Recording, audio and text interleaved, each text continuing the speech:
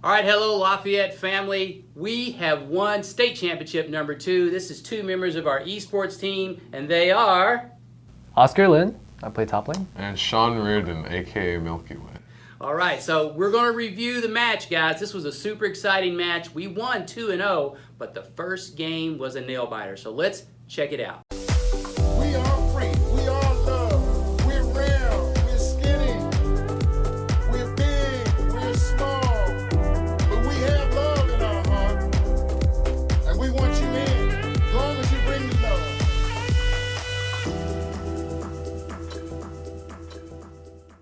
All right, guys, so here we are. We have won the second Esports Kentucky State Championship in 2 years. How does it feel like to bring home the first 2 victories for your school? It feels great. It feels really nice. Okay. Sean? It also feels very natural. So you kind of anticipated this win, feeling confident going in, is that right? Yes. All right, so let's check out. I interviewed both Sean and Oscar before the match. Let's see how they felt about the match. All right, guys, so here we are with Sean and Oscar getting ready to go for the repeat for the Kentucky State Esports Championship. All right, guys, wonder if you might want to tell me, how do you like your chances this year? What's the competition look like? Want to go first? No, you're going first. Okay, so to be honest, we had our hardest game, in my opinion, last week. So I would say that the odds of us winning this game is pretty high, but still, he's laid it down early. this is the finals, and we can't like disrespect it because Right, they came right. to finals too. They are almost as good as us too, so we always got to be prepared instead of like, ooh, we won finals. Right, Oscar, how about you? What do you think? How do you like your chances? Real good odds. Did you do anything different to prepare this year? I think with a proper coaching of actual coaches, we definitely have a better idea what to do, especially setting up teams and all that, and setting up what to expect them to do and what they expect us to do instead of just randomly going into it. Okay. Yeah, I agree with Sean? Oscar over here. Last year, we really didn't have like a coach who knew what we were doing, so we were like kind of all over the place, and Yeah. we weren't prepared for some of the games. It was like a miracle that we won. So this year y'all Be even tighter. Yeah, this year, like, our coaches actually have practice routines for us. We go over the enemy team, profile them on what they like to do. Like, we even had like an hour-long discussion on what plans we had. So I really love sitting through that one. All right, so the hardest thing is to strategize the first game. Although, if you've scoped out the competition, you may know how to strategize game 1. How's that going to go down? For our game 1, we did something like a practice run through with another school, and we told them what we're gonna be playing, so that they have The best chance to go against us. And we still, even after telling them that, we still won the very first game. So we're confident in our very first set, what we're gonna plan to do. Second game really depends on what happens in the first game, because that usually depends on what trends we see the enemy team is doing and what that we did well in the first game. So I think we have our first game now set. Okay, super. How are you going to adjust your strategy game 2 and game 3? What are you going to be looking at to make adjustments? we're basically going to try to change up our whole entire play style. Like, let's say that we win them with their first play style, and then You're gonna surprise them round 2? Yeah, they're gonna like try to strategize around that. At round 2, however, we're just gonna completely change it again, Wow. making their strategy hopefully useless. So I would say we are both well prepared for game 1 and game 2. Whoa, this is gonna be Exciting. All right, guys, well, good luck on bringing home the repeat. This is going to be awesome. Okay, guys, so here we are. We're going to be doing a little commentary on the first match, which was a nail-biter. We were actually very far behind, very scary at several points of the match. We're going to look at key points in the match and see how that went. So here we go, guys. Let's check out the match. All right, guys, so it's the beginning of the game, League of Legends, and each team has selected their characters and also their bans, those characters that the other team can't pick. Tell us about the matchup between the two teams. What do you see in the matchups in terms of how that might affect your strategy? Go ahead, Sean. Okay, so let's look at their team first. Their team is also very engage heavy, just like our team, but they can play safe and aggressive at the same time because of the person that goes in the middle lane. She does damage, but she also can protect and disengage lots of the engage that we have. However, on our team, we have damage, and the only option for us is basically go, go, go. So if we fall behind, it will be really hard for us to come back in game, but if we're ahead, it would be a piece of cake. It's a roll if you get ahead, but if you're behind, you're clawing your way. Yes. And that's exactly what happens. So let's move forward and check out the next point in the game. Okay, Oscar, this question's for you. So the goal of the game is to destroy the enemy's nexus. The game is basically a fantasy version of capture the flag, which is virtually impossible to do in the early stages of the game. So what are characters doing? What are players doing at this early stage of the game? Why is it important? At the early stages of the game, we're looking for a goal first of all at any point in the map, and looking for advantages or disadvantages or weaknesses we can exploit from the enemy team, and looking what we can do with that to further yourself to that further objective, was just capturing the flag or destroying the nexus. So obtaining objectives during the game, obtaining gold makes you stronger so that ultimately you will have the strength to take the nexus. Correct, that is correct. All right. Here we go. Let's jump ahead and check out a little bit more of an interesting point in the match. All right, Sean, at this point, the enemy gets first blood or the first kill in the game. Were there any surprises for you at this point in the match? Any concerns? Yes, I was actually, no, not only me, but the whole team was actually very surprised, because the only time we were against an aggressive team was never. And this was the first team that actually played so aggressively. So we didn't expect them to kill us back, because we've never got punished for being so aggressive. So you'd been baited all season long to play aggressively, and then all of a sudden somebody else is also coming at you. Yeah. All right, well, that makes the game a lot more interesting.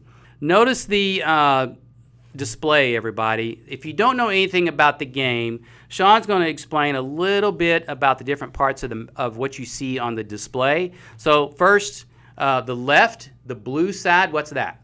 The left on the blue side, this basically shows the enemy team's composition, and it shows in detail what they have.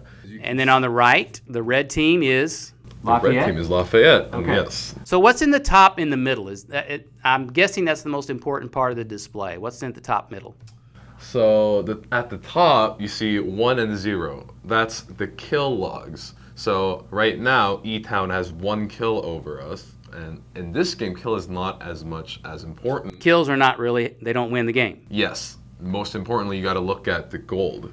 As you can see, it's not that massive. So even though we're behind, we can still come back. Okay, so as a spectator, you watch the gold count, you watch the kills, and what's the other thing up at the top? Oh, those are the turret counts. So it's also very important, because turrets can open up much more opportunities for different plays. So it's always important to get the turrets down. And when you take a turret down, does it come back? No, it. Okay, so and the turret is kind of like a stationary defensive position for the enemy. So if you destroy the turret, it helps you move forward in that part of the map. Yes. All right, got it. All right, let's look at the bottom right. We have a map. What's the different elements of the map here? You talk about lanes, right? You have different lanes. What are the lanes? So we have the top lane, which just goes up vertically. Is it just this all the way on the left? Or is it all the way around? It's all the way around. Okay. And there's... So it connects the two home bases of the players on that side of the map. Yes. And then the bot lane is the same thing on the other side? Yes, sir. Okay. And then what's the mid lane called? Mid lane? Or It's something just else? mid. Just the mid. Okay, and then you have all the forest region, which is... Occupied by the junglers. Okay, the junglers. But there's 5 players on each team, so do players double up in certain areas of the map? How's that work? Yes, so the bot lane is a lane where 2 people go. So there's a role called ADC, which is attack, what is it? It's attack power carry, or attack damage carry, my bad. Yes. Okay, ADC. Yes, but those ADCs do lots of damage, but they are also very weak, so they also need someone supporting them. So a supporter comes in lane. That's why there are 2 people in one lane, and bot lane only. And then right above the map, what are these? It looks like timestamps. What are those? Those are the countdowns for objectives. Okay, and when an objective appears, if you win that objective, It benefits you. It benefits you until the end goal. All right, gives you gold or something like that, probably. Yes. Okay. And now the bottom, there's a lot of information on this graphic in the bottom middle. What's that? Those are showing each player's CS count, which is the amount of minions you killed in your specific lane, which corresponds to how much gold you have. And So it's stats on individual players. Yes, and the 3 numbers to the side of that is the first number is kills, the second number is deaths, and the third number is assists, which is each person you help try to kill. It gives you 1 point in that stat. And the 6 empty slots on the right corresponds with how many items you have or how much you bought in that course of the game. And items only show, at least to the combatants, when they appear on the map. Okay, for those of you that are watching, I just want to prompt you. I have a very special and interesting announcement to make with both Oscar and Sean at the end of the video, so hang around for that, guys. It's going to be real fun. All right, let's jump ahead to the next point in the match. Oscar, this question is for you. This is the first major engagement of the game, and both sides end up with 3 kills. So what's going on at this point? You feeling confident? What are you thinking about here at this part of the match after both sides get 3 kills? We're pretty much, I was very low hopes at the start of this game.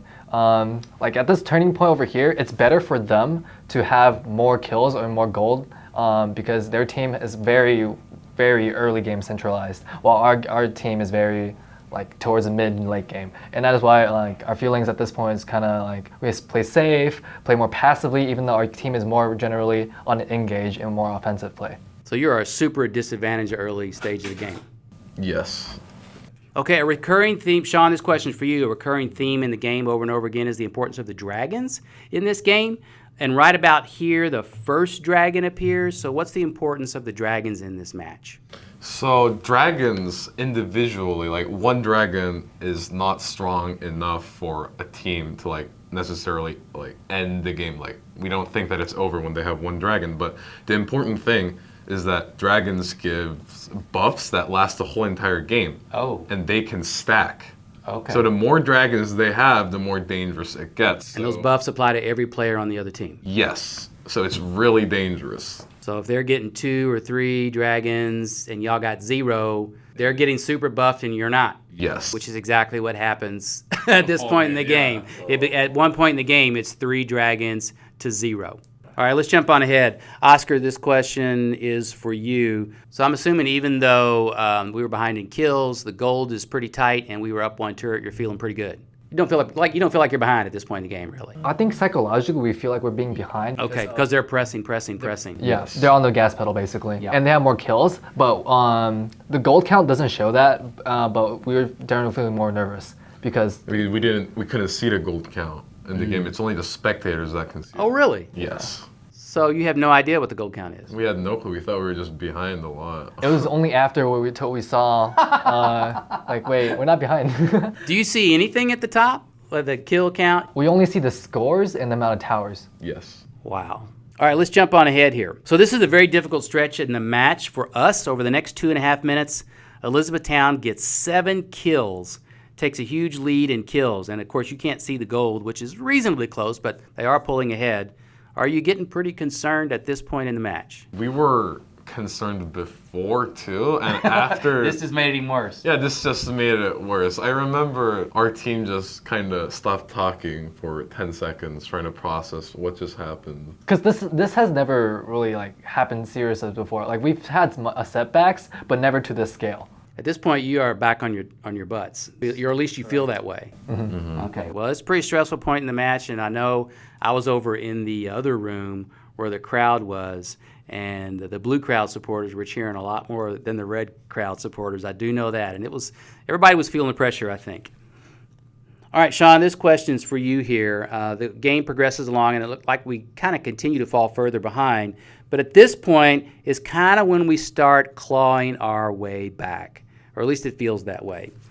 There are 2 critical battles. Tell me what you're thinking right here. We end up with 4-1 kills. We close the gap in gold, and we end up killing the first Baron, which is a major objective in the game. So what's going on here? So the fight started off by Oscar almost getting caught by them, but in the process, they used some abilities So they're now on cooldown. So we saw that as an opportunity. Cooldown meaning the ability, you can't use it. Yes, you can't use it for another second. So I saw the ability to go in, and I happened to land a massive stun on 4 of their teammates, which made our whole entire team engage. To make this simpler, it's a numbers game. So whenever you're wasting numbers to get rid of one person that gains numbers, if you don't get rid of that one person with the amount of resources you have, that's really bad for you because you essentially wasted resources for nothing. All right, Oscar, this question is for you. This is the most critical part of the game. The announcers are going wild. The crowd's going wild. Sean gets embarrassed because he's lifted up as the game hero by the announcers. Elizabethtown's going for their 4th dragon. Right now it is 3 dragons to nothing. And if they get that 4th dragon, it is not looking good for us. So how did we manage to stop them, and why was that so important at this point in the game? This pivotal part of the fight is really important to our game is because the 4th dragon gives you a team-wide buff that is really hard to stop, basically. And that only happens with the 4th drake. None of the other drakes really have So it's a big step up in buff to get that 4th dragon. Right. So like you're multiplying from 5 as opposed to 2. Right. And this fight, we lost 4 members down, and they have 4 members remaining. It was only Sean himself alive against 4 people against unbeatable odds. And in this 4, they had 3 people on the Drake, and Sean gets a really good pick out to the Oriana, which is their mid lane, and forces them to get out of the fight. And now it's down to 2 people versus 1. It's an unbelievable play over here that gets rid of their jungler, first off, and their top laner, which is the one that does most of the damage on their team at the moment. So with their jungler gone, and with Sean being alive, they had no way to contest this Drake. And this is why this makes it the greatest play, and also makes it so that they can't contest the Drake, which is the biggest part of the buff. And they actually never get the 4th dragon in this game. So from this point forward, you got to stop every time in terms of the dragon, or you're really behind the 8 ball. Yep. The shield. Can he find one more auto attack? The double takedown. Oh my word. Milky Way is a hero. All right, here we go. Huge battle coming up. We end up with an ace, which means we kill the whole team? Yep. All right. Tell me about this battle. This is we're putting some serious pressure on them at this point, and it looks like we are really clawing our way back. Yeah, so we're trying to secure the Baron, and we actually do secure the Baron which is a major objective. Which is a major objective. The buff lasts for about 4 minutes, and it empowers almost everything that's on your team. It also gives you additional stats, so it helps you in the team fight. Renekton aimed for the support player there. Yeah, and their positioning was kind of off too, which we abused that instantly, which is the reason why we won that fight. And over here, we're gonna try to go to the top lane and try to end the game from over there with our Baron buff. You definitely end up putting pressure on their home base here at this point. Here we are, we're closing in on the home base. We're at about 31 and a half minutes in the game. You can, I guess, probably see the Nexus from here. You don't take it down at this point, but you're taking down a turret. I think we pull back at this point. Yes, we do. Okay. Because they regenerate and then they come back, and it's like, we don't want to lose here, so we pull back. All right, but finally, in not too far in the future, we end up with the win. So let's jump on up and take a look at this point in the match. So here we are. We get the win at this point, which I assume that by now you know that you're going to win. Your characters are strong. The kills are close. We're putting pressure on their home base. You can see the enemy flag. You're going to capture the flag. After being so far behind earlier in the match, how you feel? You must be feeling pretty pumped at this point. What's going on in your heads at this point? There was honestly kind of euphoric after winning this match because we're very nervous. Beginning 20 minutes, 15 minutes into the game, we're feeling kind of down. And then the last 10, 15 minutes, we're just all pumped up. We're ready to go at it. We're just back to our usual play style. Sean, what's your take on the last minutes of the game? It was like being on a runner's high. You don't feel like you're gonna lose anymore, despite the fact that we were getting pounded pretty hard early. I was very happy from everyone because it was hard for everyone too because everyone was just losing. And coming back from that behind isn't an easy thing to do, and we actually managed to pull off a victory as a team. So everyone did really good that game, and I was really proud of that game too. Well, and then the second match, honestly, the second game, honestly, wasn't even much of a competition. We pulled ahead early, it stayed ahead, and ended the game pretty quickly, coming away with the victory. 2-0. It's a best 2 out of 3, right? Is that right? Yeah. Right. So best 2 out of 3, we end up winning. It was a fantastic match to watch. Very exciting to be in the neighboring room and hearing people cheer and seeing the end. So congratulations. So that final game, super exciting, coming from so far behind. That's always an exciting game to watch when people come from far behind. And so just congratulations to Oscar and Sean and the whole team. It was just a fantastic thing, and congratulations on winning the second Kentucky Esports Championship in League of Legends. Now, as I promised earlier, something super exciting. We are going to do a League of Legends tutorial. I know nothing about League of Legends, and Sean and Oscar are going to teach me how to play League of Legends. We're going to put together 2 videos, very short videos with some League of Legends lessons. If you're interested in learning a little bit more about the game, be sure and come back for those. Again, guys, congratulations. Thank you. Thank you. Thanks for tuning in. I really appreciate your support. If you've made it this far, go ahead and hit the subscribe button and support the channel. Share and like this video. Also, check out this video right over here. I picked it out. I think you were going to like it. There's a mystery video picked out by YouTube right down here. Check it out as well. Thanks so much for tuning in, guys. I will see you in the next video.